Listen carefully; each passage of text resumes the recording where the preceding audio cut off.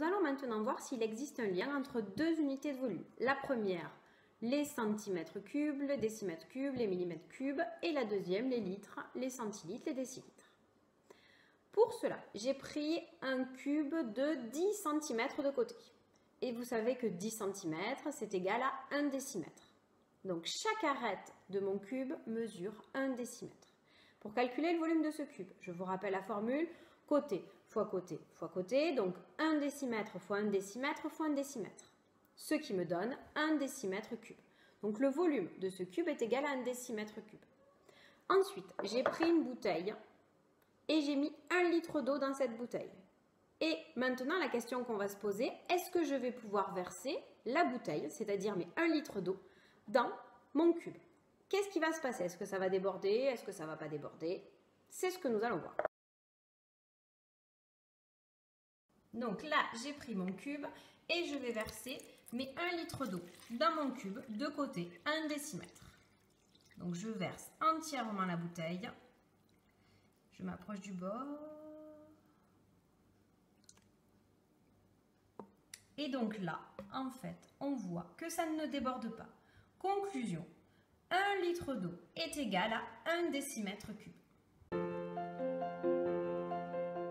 Venons de voir d'après notre expérience qu'il existe une relation entre les unités de volume et les unités de capacité. Laquelle? Nous venons de voir que 1 décimètre cube est égal à 1 litre. Donc, grâce à cette relation, nous allons pouvoir effectuer les deux conversions ci-dessous. Comment faire? Vous prenez votre tableau de conversion des volumes et avec ce tableau-là, vous allez rajouter les conversions liées aux capacités. Comment je fais? Je sais que 1 décimètre cube est égal à 1 litre. Donc, dans la colonne des unités des décimètres cubes, je vais positionner les litres. Ici, je vais positionner les décalitres. Ici, les hectolitres. Et ici, les kilolitres.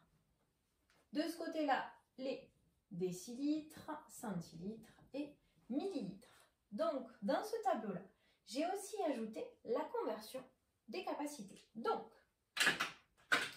pour effectuer cette conversion, vous réutilisez vos mots-clés. Premier mot-clé, le chiffre des unités. Le chiffre des unités dans 13, c'est le 3. Donc, le 3 doit être positionné dans la colonne des unités des mètres cubes. Donc, ici. Le 1, il va se positionner ici et vous devez convertir en centilitres. Vous l'avez déjà positionné, votre centilitre, dans ce tableau de conversion. Donc, deuxième mot-clé, les zéros. Je dois rajouter des zéros jusqu'à la colonne des centilitres.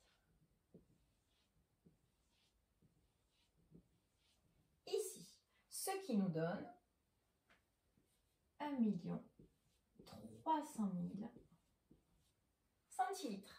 Deuxième conversion, 74,5 cm3 que je dois convertir cette fois-ci en litres. Donc, je réutilise mes mots-clés. Premier mot-clé, chiffre des unités. Vous commencez à le connaître. Le chiffre des unités est le 4 qui doit être positionné dans la colonne des unités des centimètres cubes. C'est-à-dire ici. Le 7 va ici.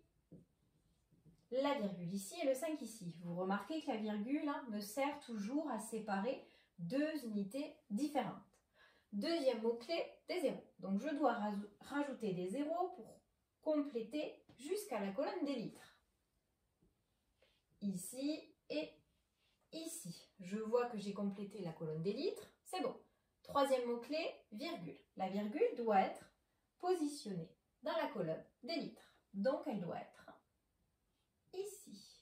Je la déplace, ce qui me donne 0,0745 litres